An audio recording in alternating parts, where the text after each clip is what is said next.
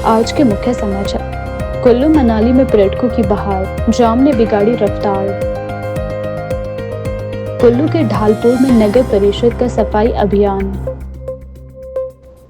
15 जनवरी तक करवा सकेंगे फसलों का बीमा। नववर्ष के पहले दिन मां चिंतपूर्णी धाम में उमड़ी भक्तों की भव्य भीड़। सतपाल सिंह सत्ती ने अटल बिहारी वाजपेयी को दी श्रद्धांजलि। कुल्लू में सड़क हादसा, 3 की मौत, 1 गंभीर। नववर्ष पर जाखू मंदिर में उमड़ी श्रद्धालुओं की भीड़। ऐतिहासिक गेयटी थिएटर में भव्य पुस्तक लोकार्पण समारोह। महिलाओं पर हुए एफआईआर मामले के विरोध में भाजपा का प्रदर्शन। नए साल पर शिमला में सैलानियों की बहार। अब समाचार विस्तार से। भारतीय जनता पार्टी ऊना मंडल की महत्वपूर्ण बैठक में विधायक सतपाल सिंह सत्ती ने पार्टी कार्यकर्ताओं को संबोधित करते हुए पूर्व प्रधानमंत्री भारत रत्न अटल बिहारी वाजपेयी की याद में चल रहे कार्यक्रमों पर चर्चा की। उन्होंने बताया कि बीजेपी द्वारा 25 दिसंबर से लगातार विभिन्न आयोजन किए जा रहे हैं, जिनका उद्देश्य वाजपेयी जी के व्यक्तित्व, कृतित्व और राष्ट्र हित में किए गए योगदान को याद करना है। विधायक सत्ती ने कहा कि अटल बिहारी वाजपेयी भारतीय राजनीति के अद्वितीय व्यक्तित्व थे। आज भी उनके विचार, उनकी शैली और देश के प्रति समर्पण प्रेरणा का स्रोत है। उन्होंने बताया कि ऊना मंडल सहित प्रदेश भर के कार्यकर्ता उन्हें श्रद्धांजलि अर्पित कर रहे हैं और उनके द्वारा राष्ट्र हित में किए गए कार्यों को जन जन तक पहुंचाया जा रहा है। उन्होंने कहा कि अटल बिहारी वाजपेयी के कार्यकाल में देश में विकास की मजबूत नींव रखी गई थी। सड़क निर्माण योजनाओं का विस्तार, शिक्षा के स्तर को मजबूत बनाने के कदम, रोजगार के अवसर बढ़ाने के प्रयासों, देश की प्रगति को नई दिशा देने वाली नीतियां उनके शासनकाल की पहचान रही है। सत्ती ने कहा कि आज भी कई योजनाएं उन्हीं की सोच पर आधारित होकर आगे बढ़ रही है। पूरे देश के अंदर अटल बिहारी वाजपेयी जी को स्मरण करते हुए, उनके किए हुए कामों को स्मरण करते हुए भारतीय जनता पार्टी 25 दिसंबर से उनकी याद में पखवाड़ा मना रही है। उसी कड़ी में आज ऊना मंडल के तमाम कार्यकर्ता जहाँ इकट्ठे आए हैं, हम सब लोगों ने उन्हें श्रद्धा सुमन अर्पित किए हैं, श्रद्धांजलि दी है, क्योंकि अटल जी ने इस देश के अंदर एक सामंजस्य की राजनीति, एक तालमेल की राजनीति, ऐसा एक युग शुरू किया था जो युग आज भी चल रहा है। सब दल इकट्ठे होकर के, एक विचार के लोग इकट्ठे होकर के देश हित में काम करें, ऐसा उन्होंने कहा था। क्योंकि जब उनका दौर चल रहा था तो देश के अंदर हर साल चुनाव हो रहे थे, तो उन्होंने एक निवेदन किया कि हम सब लोग जो एक दूसरे से तालमेल बिठा करके अगर गवर्नमेंट बनाते हैं तो देश का पैसा भी बचेगा, तो देश के अंदर विकास भी होगा। तो वही वैसा ही एनडीए, यूपीए, ऐसा करके आप लोग देख रहे हैं आजकल तालमेल पूरे देश के अंदर चल रहा है। ये अटल जी की ही देन है। तो इसी तरह से पूरे देश के अंदर राष्ट्रवाद के विचार को आगे बढ़ाना और देश के अंदर रोजगार पैदा करना, विकास करना, चाहे प्रधानमंत्री ग्रामीण सड़क योजना हो, चाहे चतुर्भुज लेन पूरे देश के अंदर हो, या सब शिक्षा अभियान हो, ऐसा उनके गवर्नमेंट के टाइम पर अनेकों योजनाएं देश के अंदर चली। तो उनको याद करते हुए आज हम लोग उनको श्रद्धा सुमन अर्पित करते हैं और परम से प्रार्थना करते हैं उनको अपने चरणों में स्थान दें। ऐसा मानना है कि जो आज प्रशासन लगा, अगर ये 3 साल पहले ऐसा ही काम रखते तो शायद किसी एक नौजवान की जहाँ मौत नहीं होती और लोग आज पीजीआई के अंदर जिंदगी और मौत से नहीं लड़ रहे होते, और लगभग 15 परिवार जिनके बच्चे इन अलग अलग केसेस में, चाहे 307 में, चाहे 302 में फंसे हैं, तो शायद वो परिवार भी तबाह नहीं होते। और ऐसे पढ़े लिखे बच्चे आज अंडरग्राउंड होकर के भाग मारे नहीं फिरते और पेरेंट्स बेचारे आज परेशान नहीं होते। प्रशासन को मैं बार बार सचेत करता रहा, गवर्नमेंट को सचेत करता रहा कि कांग्रेस के एक स्थानीय नेता के आशीर्वाद के कारण जो माफिया है वो हर क्षेत्र में पनप रहा है। उस माफिया का परिणाम दुर्भाग्यवश 19 नवंबर को हमारे जहां पर एक होटल के अंदर जो गैंगवार हुआ उसके रूप में जहां पर आया, तो उसके कारण आज प्रशासन सतर्क हुआ है। लेकिन मेरा प्रशासन से यही आग्रह रहेगा कि जहां हम लोग गलत चीजों को कंट्रोल करें, वहीं पर जो ठीक लोग हैं उनको कोई कष्ट ना हो, जनता परेशान ना हो, लोगों का बिजनेस डिस्टर्ब ना हो, गरीब लोगों के ऊपर मार ना पड़े, इसका भी ध्यान रखें। और इसके लिए मैंने जिला प्रशासन के दोनों बड़े अधिकारियों से बातचीत की है, चाहे डिप्टी कमिश्नर साहब हो, चाहे हमारे एसपी साहब हो, कि आप लोग तालमेल बिठा करके लॉ एंड ऑर्डर की स्थिति को सुधारो, जितना सख्ती करनी है करो, जो गलत व्यक्ति है उसको मत छोड़ो। और दूसरा, उसके साथ साथ में जो हमारे जिला के अंदर जो काम शुरू हुआ है, उस काम को जनता के हित में हम लोगों को करना पड़ेगा। अब दिक्कत ये आ गई है कि कई जगह इतनी लोगों को परेशानी हो गई, लोगों का बिजनेस ही खत्म हो गया, लोगों का बिजनेस ही तबाह हो गया। तो उसके नाते व्यापार मंडल के साथ बैठ करके, वहां के नुमाइंदों के साथ बैठ करके उनको निर्णय लेना चाहिए कि किस तरह हमें चलना है। और जनता से भी मेरा आग्रह रहेगा कि प्रशासन जो अच्छे सुधार कर रहा है उसका हम लोग साथ दें, अगर कोई गलत हो रहा तो हमें बताएं, जब प्रशासन को खुद मिले उसको सबको हम लोग ठीक करेंगे। क्योंकि जिला के अंदर जो अराजकता का माहौल था वो अगर सुधर जाता है तो मुझे लगता है सबके बच्चों को भी लाभ होगा। और मेरा पेरेंट्स से भी आग्रह रहेगा कि अपने बच्चों को ऐसे नेताओं से बचाएं जो नेता उनके सिर के ऊपर अपनी राजनीतिक रोटियां सेंकते हैं, उनको बिगाड़ करके राजनीति करते हैं। नववर्ष के शुभ आगमन के साथ ही मां चिंतपूर्णी के दरबार में भक्ति और आस्था का सैलाब उमड़ पड़ा। साल के पहले ही दिन श्रद्धालुओं की भारी भीड़ ने मंदिर परिसर को भक्तिमय वातावरण में बदल दिया। सुबह की पहली किरण के साथ ही भक्तों का आना जाना शुरू हो गया, जो पूरे दिन लगातार जारी रहा। दर्शन के लिए लगी लंबी कतारों ने यह साबित कर दिया कि मां के प्रति भक्तों की आस्था में कोई कमी नहीं है। मंदिर परिसर को नववर्ष के लिए विशेष रूप से सजाया गया था। मां चिंतपूर्णी का दरबार फूलों, रोशनी और रंग बिरंगी सजावट के साथ सजाया गया था। मां के दर्शन के लिए पहुंचे भक्तों ने जैसे ही मुख्य गर्भगृह में प्रवेश किया, वहां की अलौकिक ऊर्जा और पवित्र वातावरण ने उनके मन को शांति और श्रद्धा से भर दिया। जय माता दी के जय घोष पूरे क्षेत्र में लगातार गूंजते रहे, जिसने संपूर्ण माहौल को और भी अधिक पावन बना दिया। श्रद्धालुओं की संख्या इतनी अधिक थी कि दर्शन के लिए लगभग 1 से 2 घंटे का समय लग रहा था, लेकिन इसके बावजूद भक्तों के उत्साह में कोई कमी नहीं नजर आई। कतार में खड़े बुजुर्ग, युवा, महिलाएं और बच्चे सभी के चेहरों पर मां के दर्शनों की खुशी साफ झलक रही थी। कई श्रद्धालु तो भजन कीर्तन करते हुए नजर आए। भारी भीड़ को देखते हुए मंदिर प्रबंधन और स्थानीय पुलिस प्रशासन द्वारा सुरक्षा व्यवस्था के विशेष प्रबंध किए गए थे। दर्शन मार्ग को सुव्यवस्थित किया गया, जबकि अतिरिक्त पुलिस बल को भी तैनात रखा गया ताकि किसी भी तरह की अव्यवस्था उत्पन्न न हो। स्वास्थ्य और सहायता केंद्र भी सक्रिय रखे गए, जिससे किसी जरूरतमंद को तुरंत सहायता मिल सके। दूर दूर से पहुंचे श्रद्धालुओं के कारण मंदिर के आसपास का क्षेत्र भक्तिमय हो गया। दुकानों, भोजनालय, प्रसाद स्टॉलों और मार्गों पर केवल एक ही नाम गूंज रहा था, जय माता दी। श्रद्धालुओं का उत्साह, मंदिर की सजावट और वातावरण में गूंजते जयकारों ने नववर्ष की शुरुआत को बेहतर शुभ और भक्ति से परिपूर्ण बना दिया। नववर्ष के पहले दिन मां चिंतपूर्णी धाम में यह अद्भुत दृश्य ऐसा रहा जिसे भक्त लंबे समय तक याद रखेंगे।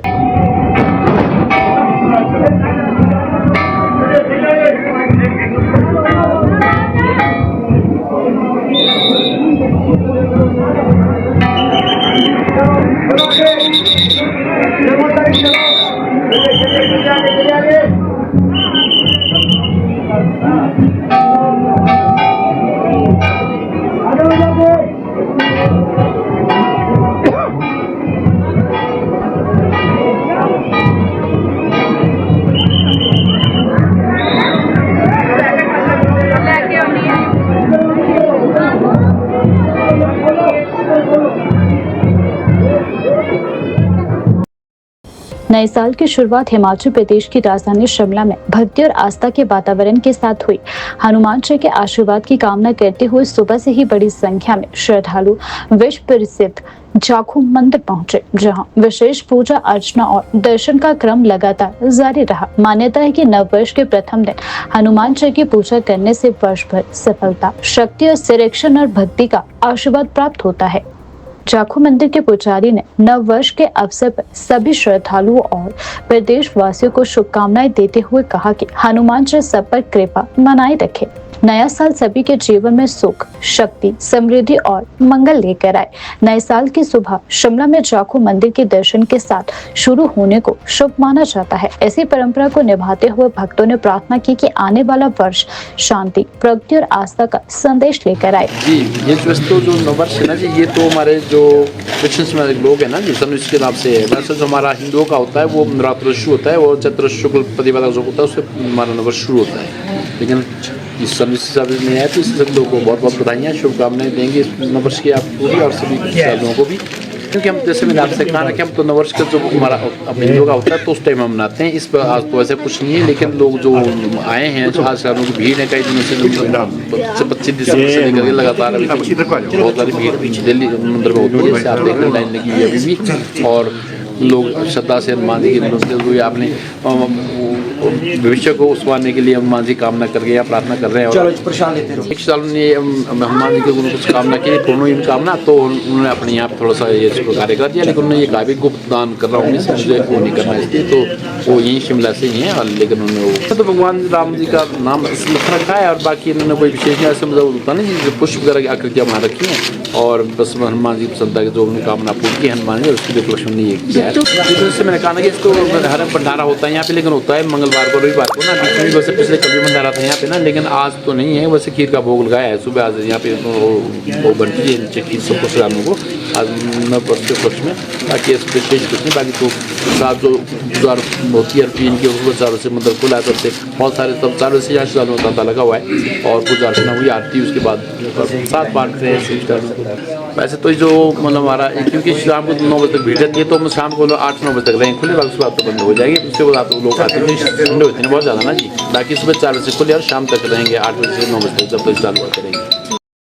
नाहन में किसानों के लिए बड़ी राहत की खबर है। प्रधानमंत्री फसल बीमा योजना के तहत फसलों का बीमा कराने की अंतिम तिथि 15 जनवरी निर्धारित की गई है। यह जानकारी जिला कृषि उप निदेशक डॉक्टर राजकुमार ने दी। उन्होंने बताया कि क्षेत्र में किसान अपनी फसलों को प्राकृतिक आपदाओं, ओलावृष्टि, अतिवृष्टि, सूखा, कीट या रोग जनित नुकसान से बचाने के लिए निर्धारित समय सीमा के भीतर बीमा अवश्य करवाए। डॉक्टर राजकुमार ने कहा कि बीमा योजना का लाभ लेने के लिए किसानों को अपने नजदीकी बैंक, लोकमित्र केंद्र या अधिकृत बीमा कंपनी के माध्यम से आवेदन करना होगा। उन्होंने यह भी स्पष्ट किया कि जिन किसानों ने कृषि ऋण ले रखा है उनके लिए बीमा करवाना अनिवार्य है, जबकि गैर ऋणी किसान स्वेच्छा से योजना में शामिल हो सकते हैं। उन्होंने किसानों से आह्वान किया कि वे समय पे बीमा प्रक्रिया पूरी करें ताकि फसल नुकसान की स्थिति में उन्हें आर्थिक सुरक्षा मिल सके और किसी भी तरह की आपदा के समय राहत प्राप्त हो सके।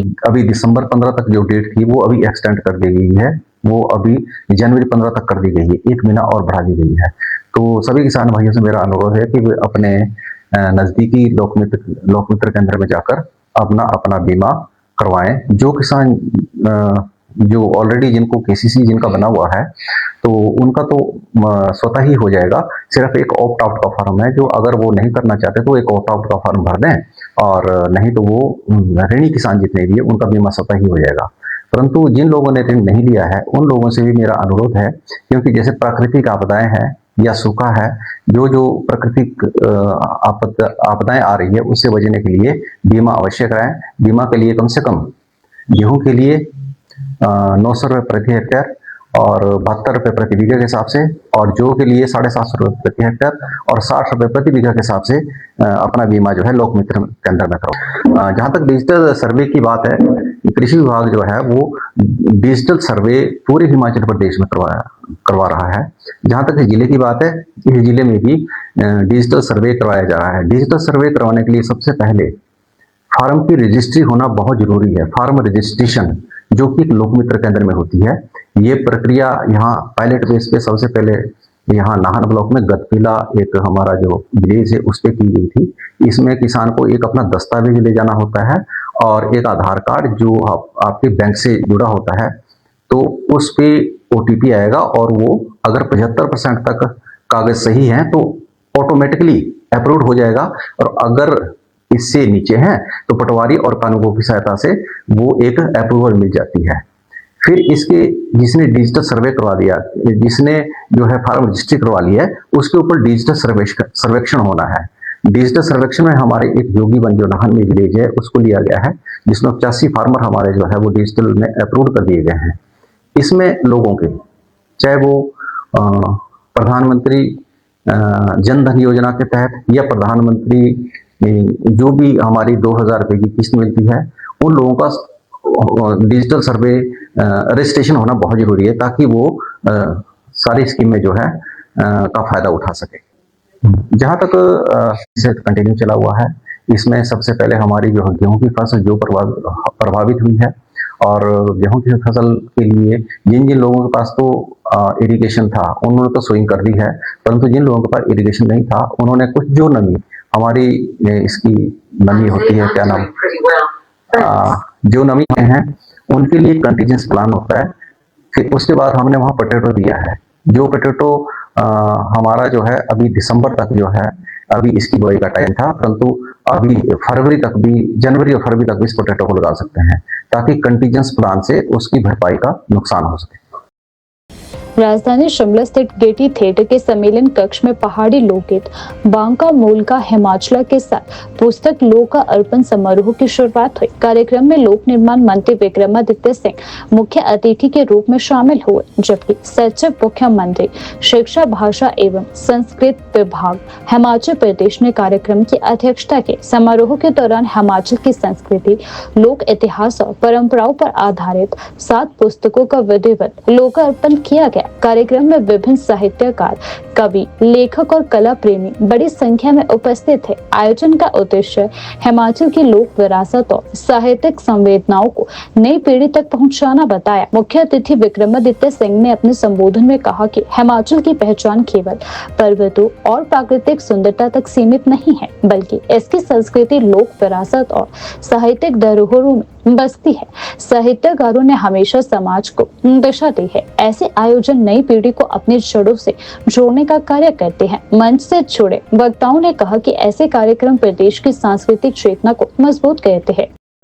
धन्यवाद करना चाहता हूं कि इन्होंने एक मंच दिया है हमारे सभी लेखकों को जो प्रदेश के विभिन्न क्षेत्रों से आए हैं और अपनी बात को रखने का, अपने विचार को रखने का, और हिमाचल प्रदेश की जो देव संस्कृति है, हिमाचल प्रदेश की जो रिच कल्चर है, ट्रेडिशंस है, उसको जो है एक किताब के फॉर्मेट में उसको जो है एक स्थान दिया है। इसके लिए मैं इनको बहुत बहुत इनका आभारी हूँ, धन्यवाद करता हूँ। और यहाँ पे सभी जो और सभागार में सभी साथी हैं, विभिन्न लेखक जो जिनकी आज किताबें यहाँ पे जो है वो उनको लॉन्च किया गया है, उनको भी मैं बहुत बहुत बधाई देना चाहता हूँ, बहुत बहुत शुभकामनाएं देना चाहता हूँ। मुझे खुशी है कि हिमाचल प्रदेश, आप सब जैसा जानते हैं कि देवभूमि है, मुझसे बेहतर इस चीज़ को जानते भी हैं और समझते भी हैं। और ये हमको इस बात का भी हमेशा ध्यान रखना है कि जब हम भविष्य के बारे में बात करते हैं, प्रदेश को आगे ले जाने के बारे में बात करते हैं, वो कार्य तब तक पूरा नहीं हो सकता जब तक हम अपने इतिहास को अच्छे तरीके से ना जाने। बुनियाद पर ही भविष्य का निर्माण हो सकता है और वो बुनियाद हमेशा खोखला नहीं हो सकता है। हमारी बुनियाद बहुत मजबूत है, हमारी संस्कृति बहुत मजबूत है, हमारे जो फोकलोर्स है इसके बारे में अभी जिक्र कर रहे थे। एक तो है जो लिखा हुआ चीज़ें हैं, जो ट्रांसक्रिप्ट्स है वो तो है ही है, मगर उसके साथ जो फोकलोर्स है, अलग अलग चीज़ों जो गानों के माध्यम से निकलते आई हैं, उसका भी अपनी एक स्टोरीज अलग अलग जगहों में बनी है, उसको डॉक्यूमेंट करना भी बहुत आवश्यक है। हो सकता है उसमें से सारी चीज़ें सत्य ना हो सकता है उसमें से over the period of time, सदियों के साथ साथ उसमें एडिशंस भी हुए हैं, सब्ट्रैक्शंस भी हुए हैं, मगर एक सेंस हमको उससे मिलता है कि क्या हमारी अलग अलग क्षेत्रों की, चाहे रियासतें थी या उसके पहले के समय थे, उसमें क्या हमारे ट्रेडिशंस है, कल्चर्स है और कैसे हमको उसको संजो के रखना है, आगे लेकर जाना है, ये बहुत आवश्यक है। और साथ ही साथ आज एक चिंता का विषय भी है कि जो हमारे युवा पीढ़ी है, युवा साथी है, उनमें मैं ये नहीं कहूँगा कि रीडिंग की कैपेसिटी कम हो गई है, मगर कहीं ना कहीं पहले के प्रति उसमें गिरावट ज़रूर आई है। तो ये हमारे लिए एक चिंता का विषय है और इसको हमें बढ़ावा देना ये बहुत आवश्यक है, क्योंकि जब तक हम किताबों को नहीं पढ़ेंगे, वो चाहे किसी भी कॉन्टेक्स्ट की हो, चाहे वो हिस्टोरिकल है, फिक्शन है, चाहे वो बायोग्राफीज़ है, चाहे ऑटोबायोग्राफीज़ है या नॉवेल्स है फॉर दैट मैटर, चाहे वो हिंदी की है, अंग्रेज़ी है, तो उससे हमको एक अलग ही दुनिया में एक अलग सोच के साथ आगे बढ़ने का मौका मिलता है। और किन स्थानों पे जहाँ पे हम नहीं भी गए, कई जगहों पे हम जहाँ पे नहीं भी पहुँचे हैं, वहाँ के बारे में भी पूरी जानकारी जो है वो प्राप्त होती है। तो इसको हमें बढ़ावा देने की निश्चित तौर से आवश्यकता है। आजकल सोशल मीडिया का ज़माना है और उसमें सबसे बड़ा जो नुकसान हुआ है वो मैं समझता हूँ कि जो अटेंशन स्पैन हमारा है, हम सब का, आज की केवल युवाओं की बात नहीं, हम भी उसमें इंक्लूडेड है, वो लगातार गिरता जा रहा है। आज पहले के ज़माने में या पहले के समय में, पहले के ज़माना तो नहीं कहूँगा, तो पहले के दशकों में हमारी रीडिंग कैपेसिटी थी कि कम से कम एक हफ्ते में हम एक किताब 400-500 पन्नों की पढ़ लेते थे। अब वो समय है कि हमको एक चैप्टर में भी, 2 चैप्टर में भी हफ्ता 10 दिन लग जाता है, क्योंकि अटेंशन स्पैन कम हो रहा है। खास करके जब से सोशल मीडिया शुरू हुआ है, इसके नेगेटिव इम्पैक्ट्स हमको देखने को मिल रहे हैं। उसके लिए भी रीडिंग बहुत आवश्यक है, क्योंकि रीडिंग एक और जहाँ नॉलेज आपको मिल रही है, वहीं आपको स्थिरता मिलेगी, वहीं आपको ये जो है एक किस्म से, आप अगर इतनी मोटी किताब कोई 400-500 पन्ने की पढ़ रहे हैं, तो उससे ये भी दर्शाता है कि आपके अंदर जो है एक धैर्य है उस किताब को पूरा करने का। वो चीज़ें आज आस्ते आस्ते लुप्त हो रही है समाज के अंदर। ये हमारे लिए एक बहुत चिंता का विषय। और मैं तो यही कहूँगा, अभी मैं राकेश कंवर जी से भी डिस्कस कर रहा था कि हमको यहाँ पे वैसे तो होता है, लिटरेरी फेस्ट करवाए जाते हैं, मगर उसमें और रिनाउंड आर्टिस्ट, रिनाउंड आपके लेखक हैं, उनको आमंत्रित किया जाना चाहिए। उसमें मुख्यमंत्री जी से भी निवेदन करूंगा, बात करेंगे कि अच्छे स्तर पे जिस तरीके से हमारा कसौली का लिटरेरी फेस्ट होता है, जयपुर का लिटरेरी फेस्ट होता है, वहाँ की जो हमारी डिप्टी चीफ मिनिस्टर है जो जयपुर राजघराने से संबंध रखती है, दिया कुमारी जी, वो खुद उसमें बहुत ज़्यादा इंटरेस्ट लेती हैं। और आज एक बहुत बड़े स्तर पे जयपुर लिटरेरी फेस्ट को मनाया जा रहा है, अभी वो अगले हफ्ते से ही शुरू हो रहा है। तो ये हमको भी इस तरीके के कार्यक्रम यहाँ पे समय समय पर होना चाहिए, क्योंकि चिट्टा माफिया के खिलाफ खड़े होने वाली महिलाओं पर दर्ज एफआईआर के विरोध में बिलासपुर के बरमाना क्षेत्र के लेगट गांव में विरोध तेज हो गया है। महिला मंडल की महिलाओं पर पुलिस द्वारा की गई कार्यवाही के खिलाफ भारतीय जनता पार्टी बीजेपी सड़क पर उतर आई है। इसी कड़ी में आज भाजपा कार्यकर्ताओं ने विरोध किया, जिसमें पूर्व मुख्यमंत्री जयराम ठाकुर शामिल हुए और उन्होंने महिलाओं के समर्थन में आवाज उठाई। मामला उस समय गरमाया जब गांव की महिलाओं ने इलाके में बढ़ रही चिट्टा तस्करी के खिलाफ स्वयं अभियान छेड़ा था। महिलाओं ने रात को गश्त की और दिन में कुछ युवकों को शक के आधार पर रोका था। कथित चिट्टा तस्करी के शक में उनकी तलाशी ली गई, हालांकि मौके पर कुछ भी बरामद नहीं हुआ। उस दौरान मौजूद लोगों ने वीडियो बनाया, जो बाद में सोशल मीडिया पर काफी वायरल हुआ। वीडियो वायरल होने के बाद युवकों ने अपनी सामाजिक छवि खराब होने और मारपीट के आरोप लगाते हुए महिलाओं पर एफआईआर दर्ज करवाई थी। ऐसी कार्यवाही ने पूरे क्षेत्र में तनाव व आक्रोश की स्थिति पैदा कर दी। स्थानीय लोगों और महिला मंडल का कहना है कि उन्होंने नशे के खिलाफ लड़ाई लड़ी है और उन पर मामला दर्ज होना अन्याय है। बीजेपी ने इसे नशा कारोबारियों के संरक्षण और चिट्टा माफिया के बढ़ते हौसलों का नतीजा बताया। पार्टी ने मांग की है कि महिलाओं पर दर्ज एफआईआर तुरंत रद्द की जाए और नशा तस्करों के खिलाफ कठोर कार्यवाही हो। पूर्व मुख्यमंत्री ने कहा कि चिट्टा माफिया के खिलाफ खड़ी हुई माताओं बहनों पर मुकदमे दर्ज करना गलत है। सरकार को नशा व्यापार को रोकने वालों का साथ देना चाहिए, न कि उन्हें प्रताड़ित करना चाहिए। ये जो चिट्टा माफिया है, इसके खिलाफ भारतीय जनता पार्टी ने बहुत संघर्ष किया। 2012 से ये बीमारी यहाँ आई और जब हमारी सरकार आदरणीय श्री जयराम ठाकुर जी के नेतृत्व में बनी, बिलासपुर का सारा नेतृत्व इनसे मिला और ये कहा कि बिलासपुर नशे का हॉटस्पॉट बनता जा रहा है, हॉटस्पॉट बनता जा रहा है। इन्होंने प्रशासन को निर्देश दिए और उन पर कार्रवाई हुई। 2022 तक बहुत शांति रही, लेकिन उसके बाद ये बीमारी ने दोबारा सिर उठाना शुरू कर दिया। इस बीमारी को कौन लाया, ये भी आप भलीभांति जानते हैं। अभी पिछले दिनों यहाँ मुख्यमंत्री जी आए थे, पूरे जिला से बच्चे बुलाए गए और बच्चे भी नारा लगा रहे थे, भारत को बचाना है, सुक्खू को हटाना है। ये कुछ उस रैली का जो पढ़े देखे तो ये बच्चों का जज्बा था। उनको पता है इस बीमारी को ये कांग्रेस की सरकार लेकर के आई।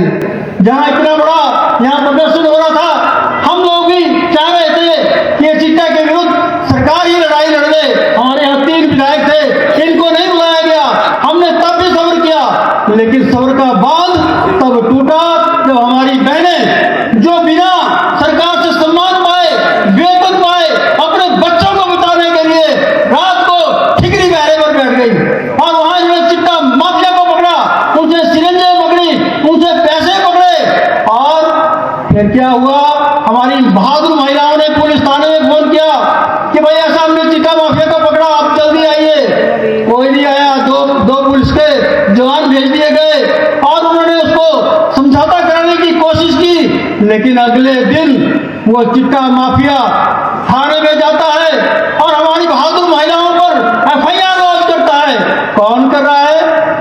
2 बार चिट्टे के केस में अंदर हो गया है, जिसके पास भूखी पकड़ी गई, जो पुनर्वास केंद्र से 9 महीने के बाद बाहर आया, उसके कहने पर FIR लॉन्च हो गई। और हमारी वो बहादुर SHO भी इन महिलाओं की खैर खबर पूछने आ गई, पकड़ने आ गई, केस बनाया। और केस में 2 धाराएं तो ऐसी हैं कि अगर वो केस चले तो ये महिलाएं 7 साल की कैद भुगतेंगी। ऐसी दुर्दशा इस सरकार की है। करनी और करनी में इतना अंतर है, लेकिन मैं आप सबको विश्वास दिलाना चाहता हूं कि भारतीय जनता पार्टी का बच्चा एक कार्यकर्ता आप सबके साथ है। आप टिकरी पहरा भी दीजिए। मैं धन्यवादी हूं विक्रम जम्वाल जी का, जिन्होंने इंस्टीट्यूट की ठंड में वहां लगन में गए, महिलाओं का हाल पूछा, उनको सम्मानित किया और यह आश्वासन दिया कि ये FIR कैंसिल होकर के रहेगी, नहीं होगी तो भारतीय जनता पार्टी पूरे जिले के अंदर, पूरे प्रदेश के अंदर, पूरे सदर के अंदर धरना प्रदर्शन करेगी।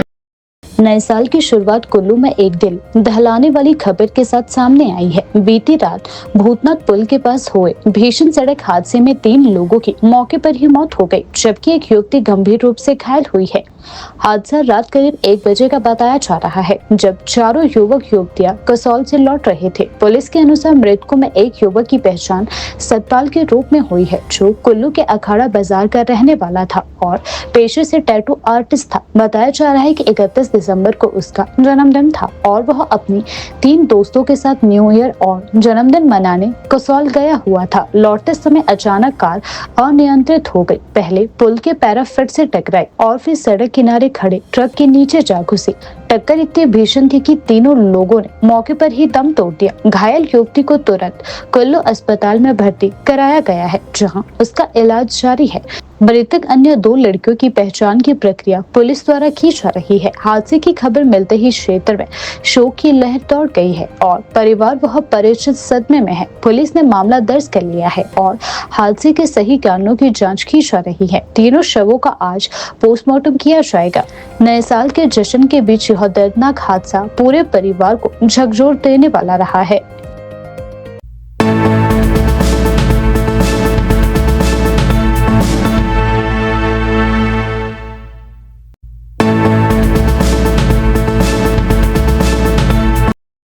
नए साल और पर्यटन सीजन के आगमन के साथ कुल्लू मनाली में सैलानियों की तादाद में भारी बढ़ोतरी देखी जा रही है। होटल, कैफे, रिजॉर्ट और पर्यटन व्यवसाय फिर से रफ्तार पकड़ रहा है, जिससे कारोबारियों में खुशी की लहर है। लेकिन बढ़ती पर्यटक संख्या के बीच सबसे बड़ी चुनौती बनकर सामने आया है लंबे और लगातार लगने वाले जाम, जिसने पर्यटन की रफ्तार को रोक दिया है और स्थानीय लोगों के साथ साथ पर्यटकों को भी भारी परेशानियों में डाल दिया है। मनाली, बंजार, कसौल, मणिकरण जैसी प्रमुख घाटियों में वाहनों का दबाव इतना बढ़ गया है कि कई स्थानों पर घंटों लंबा जाम देखने को मिल रहा है। अटल टनल रोहतांग से लाहौल लौटते पर्यटकों ने स्थिति को और चुनौतीपूर्ण बताया और ओवरटेकिंग और बिना लेन अनुशासन के गाड़ी चलाने से यातायात पूरी तरह अव्यवस्थित रहा। अटल टनल मनाली मार्ग पर वाहनों की लंबी कतारें रात तक देखने को मिली। जाम की स्थिति सिर्फ पर्यटकों को ही नहीं बल्कि स्थानीय जीवन को भी बाधित कर रही है। NH 305 पर ओट से पंजाब तक बार बार जाम देखने को मिला। मणिकरण घाटी में सुबह के समय वाहनों की लंबी कतारें देखने को मिली। बंजार और मणिकरण घाटी में देर रात तक ट्रैफिक अवरुद्ध रहा। बसें समय पर न पहुंचने से ग्रामीण देर तक परेशान रहे। बसों के लेट होने से कामकाज, स्कूल, कॉलेज पहुंचने और जरूरी यात्रा प्रभावित रही। वहीं पर्यटकों का कहना है कि पर्यटन अच्छा है, लेकिन यातायात प्रबंधन न होने से परेशानियां बढ़ती जा रही है।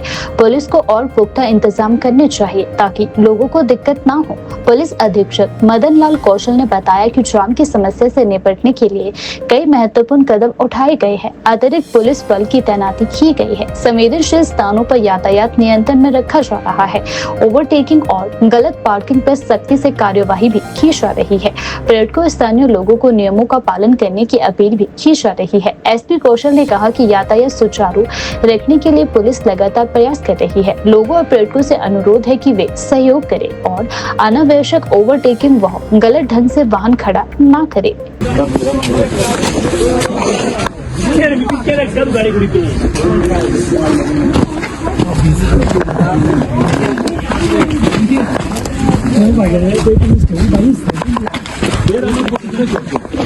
Gracias.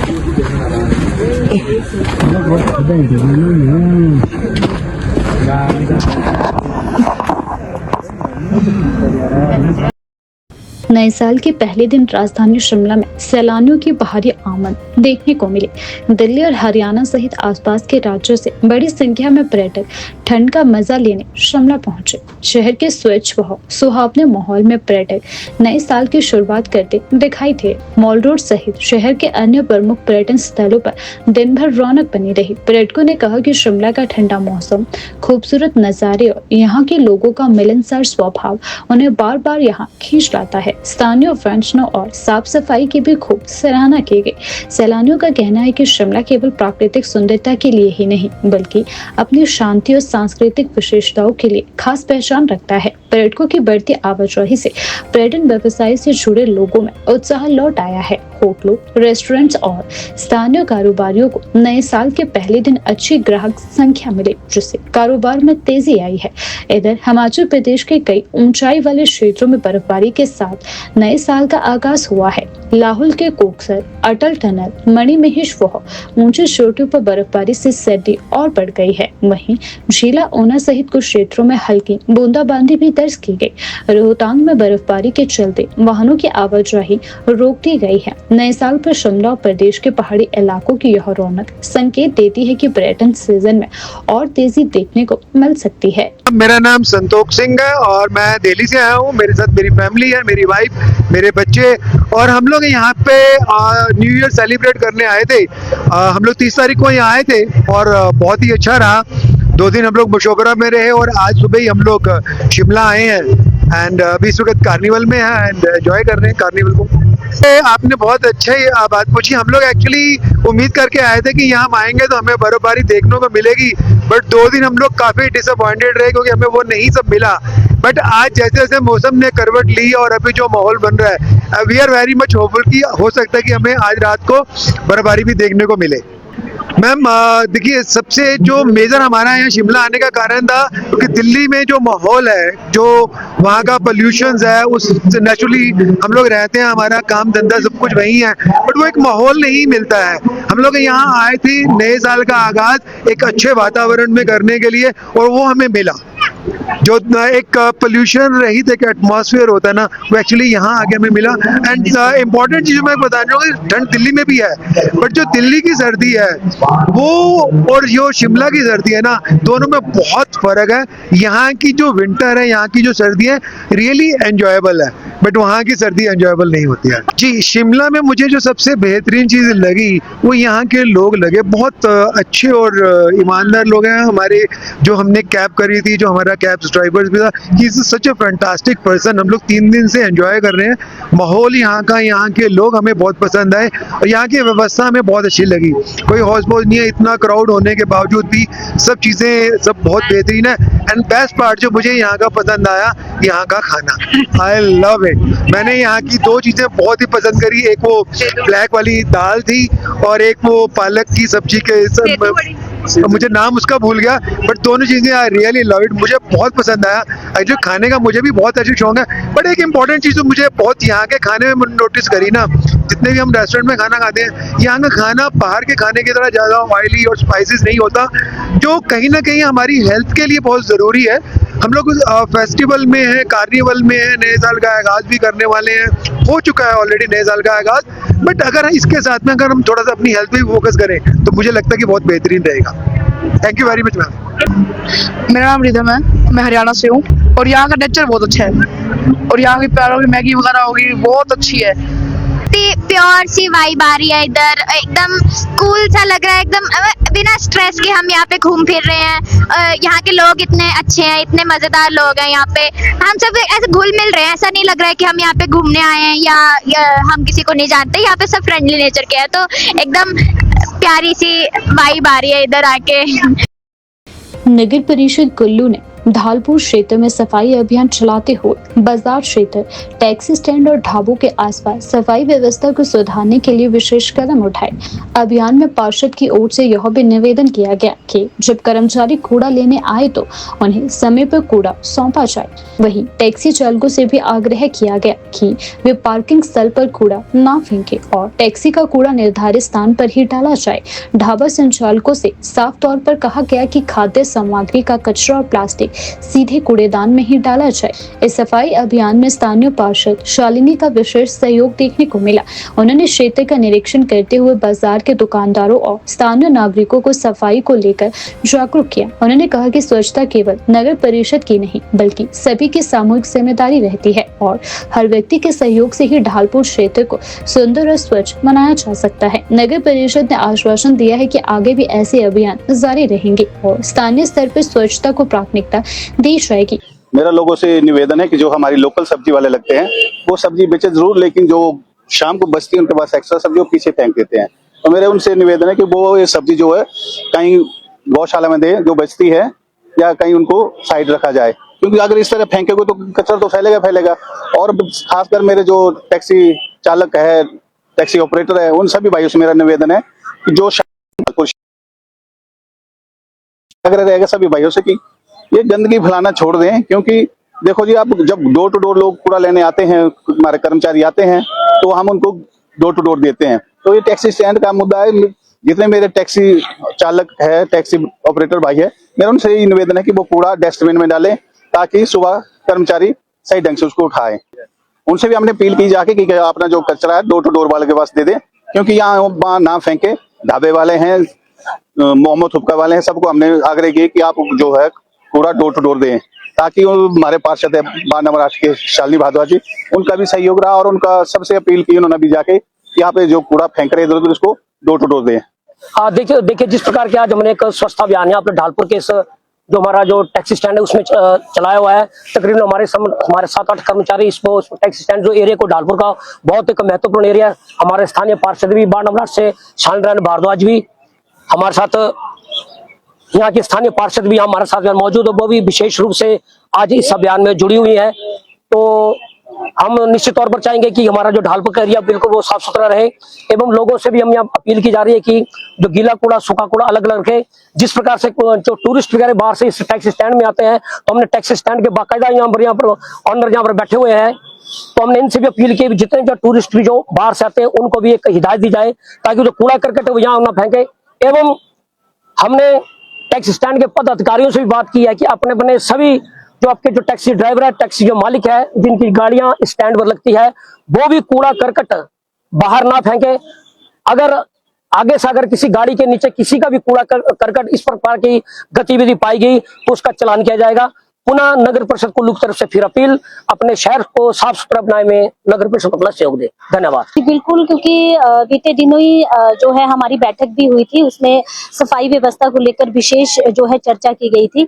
और इसी के तहत क्योंकि पर्यटन सीजन भी है, ताकि जितने भी लोग मनाली जा रहे हैं और कुल्लू रुक रहे हैं उनको अपने शहर में आके स्वच्छ वातावरण यहाँ पे मिले, साफ सुथरा शहर देखने को मिले। इसी के चलते आज जो है आपको पता है, जैसे ये ग्राउंड काफी महत्वपूर्ण है बिल्कुल शहर का, क्योंकि यहाँ पे टैक्सियां भी खड़ी होती हैं ताकि लोगों को सुविधा भी जल्द मिले। तो इसी के चलते आज जो है हमारे रमेश जी को जब सुबह कहा गया तो इन्होंने तुरंत अभी जो है यहाँ पे सफाई करवाई है। सारे कर्मचारी यहाँ पे सफाई कर रहे हैं और साथ ही इन्होंने अभी एक बार फिर से जो है सभी ढाबे वालों को भी बोला है, जितने साथ लगते रेस्टोरेंट है और ढाबे हैं, उनसे हमारा आग्रह है कि प्लीज आप जो है गीला कूड़ा कोई भी जो है यहाँ किसी भी ग्राउंड के आसपास ना फेंके। अगर आपके पास कूड़ा उठाने वाले नहीं आ रहे हैं तो ढालपुर में ठीक सामने यहाँ पे नगर परिषद का कार्यालय है। हमारे सुपरवाइजर जो रमेश जी हैं यहीं पे रहते हैं, आप इनके पास शिकायत दर्ज करवाएं ताकि जो है जो बाकी लोग जो अगर ठेकेदार हमारा कूड़ा लेने नहीं आ रहे हैं उन पे जो है कार्रवाई अमल में लाई जाए। और एक चीज और भी बता दें, हमने ठेकेदारों से भी सख्त निर्देश जो है पिछली बैठक हुई थी उसमें हमारे अध्यक्ष गोपाल कृष्ण महंत और ईओ साहब ने सख्त निर्देश दिए हैं कि जो लोग अगर ये 6 जनवरी तक देखा जाएगा, अगर इन लोगों की सफाई व्यवस्था ठीक से नहीं रहती है तो रीटेंडर करवाए जाएंगे। इसमें इनका ही नुकसान है, इसलिए हमारा सभी से आग्रह है जोन 1 के ठेकेदार और 2 के ठेकेदारों से कि वो जो है सफाई व्यवस्था का विशेष ध्यान रखें और जो लोग घरों से कूड़ा दे रहे हैं अगर वो गीला और सूखा कूड़ा अलग अलग नहीं दे रहे हैं वह जानकारी भी नगर परिषद में दे, तभी हम जो है शहर को स्वच्छ बनाने में कामयाब होंगे जब सभी लोग हमारा सहयोग करेंगे। इसलिए मेरा शहरवासियों से आग्रह है कि घर का कूड़ा भी अलग अलग दें। कहीं पर भी किसी को दिक्कत आती है तो प्लीज अपने स्थानीय पार्षद या हमारे जो सुपरवाइजर हैं जोन 2 के ढालपुर के ये रमेश जी हैं और बाकी लोग जो हैं उनको जो है अवगत जरूर करवाएं।